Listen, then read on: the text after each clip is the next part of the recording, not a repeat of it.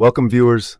Today, we're embarking on an extraordinary journey through time to explore the foundations of Chinese civilization.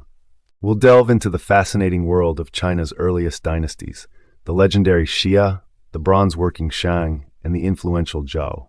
Join me as we uncover the mysteries, achievements, and legacies of these ancient ruling houses. Our story begins with the semi-legendary Xia Dynasty, traditionally dated from around 2070 to 1600 BCE. The Xia period is shrouded in myth, with tales of great heroes like Yu the Great, who allegedly tamed China's devastating floods and founded the dynasty. While concrete archaeological evidence for the Xia remains elusive, these stories have played a crucial role in shaping Chinese cultural identity for millennia. The Xia, if they existed as described in later texts, would have ruled over a relatively small area along the Yellow River. This region, often called the cradle of Chinese civilization, provided fertile ground for the development of agriculture and early state formation. The legendary tales of the Xia speak of a society transitioning from tribal organization to hereditary monarchy, a significant step in the evolution of Chinese political systems. As we move from legend to more solid historical ground, we encounter the Shang Dynasty, which ruled from around 1600 to 1046 BCE. The Shang period marks China's entry into the Bronze Age, and the artifacts left behind by this civilization provide us with tangible insights into their society, beliefs, and technological achievements. One of the most significant discoveries from the Shang period is the oracle bones. These animal bones and turtle shells, inscribed with the earliest known Chinese writing, were used for divination by Shang rulers. They not only provide us with invaluable linguistic information, but also offer glimpses into the concerns and beliefs of the Shang elite, from matters of state to questions about harvest and weather. The Shang established a series of capital cities, the most famous being Yin, modern-day Anyang. Excavations have revealed impressive bronze foundries, palatial structures, and elaborate tombs, indicating a highly stratified society with sophisticated craftsmanship and complex religious practices. The Shang kings ruled as intermediaries between the earthly realm and the divine world, maintaining power through a network of allied cities and control over bronze production. Central to Shang political ideology was the concept of the mandate of heaven, which would continue to influence Chinese political thought for millennia.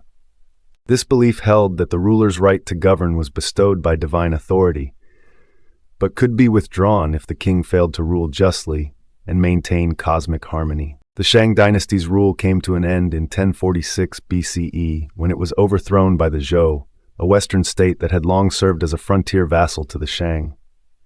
The Zhou justified their conquest by claiming that the last Shang king had lost the mandate of heaven due to his tyrannical rule. The Zhou Dynasty, which would rule until 256 BCE, marks a significant expansion of Chinese civilization. The Western Zhou period, 1046 to 771 BCE, saw the establishment of a large feudal state, with the Zhou kings granting lands to relatives and allies who, in turn, owed loyalty and military service to the throne. The Zhou continued and further developed the bronze-working traditions of the Shang. Zhou bronzes, particularly their ritual vessels, are renowned for their sophisticated designs and inscriptions. These inscriptions, longer and more diverse than those of the Shang period, provide invaluable historical information and insights into Zhou society and governance. The Zhou implemented a complex feudal system known as fengjian. This system divided the realm into hereditary fiefs, each ruled by a noble family. While initially effective in managing a large territory, this decentralized structure would eventually lead to the weakening of Zhou royal authority. The Zhou period, particularly its later stages, saw the emergence of many schools of thought that would profoundly shape Chinese culture. This era gave birth to Confucianism, Taoism, and other philosophical traditions that continue to influence Chinese society to this day. The intellectual ferment of this period, known as the 100 Schools of Thought, laid the foundation for much of Chinese philosophy and statecraft. In 771 BCE, the Zhou capital was sacked by nomadic invaders allied with rebellious vassals. This event marked the transition from the Western Zhou to the Eastern Zhou period. The royal house fled eastward and re-established their capital, but with greatly diminished authority. This began the gradual disintegration of Zhou power, The Eastern Zhou period, 71 to 256 BCE, saw the rise of numerous independent states, nominally under Zhou authority but increasingly autonomous in practice.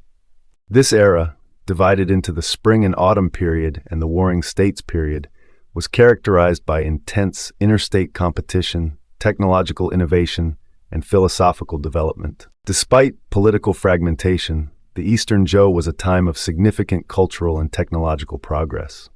The use of iron became widespread, leading to advancements in agriculture and warfare. This period also saw the development of new forms of currency, the expansion of trade networks, and the growth of urban centers.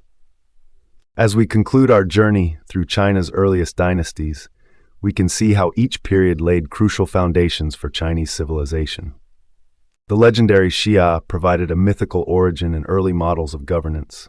The Shang brought bronze technology, writing, and complex state organization. The Zhou expanded Chinese civilization geographically and intellectually, establishing enduring political and philosophical traditions. These early dynasties, spanning nearly 2 millennia, shaped the cultural, political, and social landscape of China in ways that continue to resonate today. From the concept of the mandate of heaven to the philosophical insights of Confucius and Laozi, the legacies of these ancient ruling houses have left an indelible mark on Chinese and world history. As archaeological work continues and new analytical techniques are developed, our understanding of these ancient periods continues to evolve. Each discovery adds new dimensions to our knowledge, sometimes confirming ancient texts and sometimes challenging long-held beliefs. Thanks for watching. If you enjoyed the video, please like and subscribe. See you next time.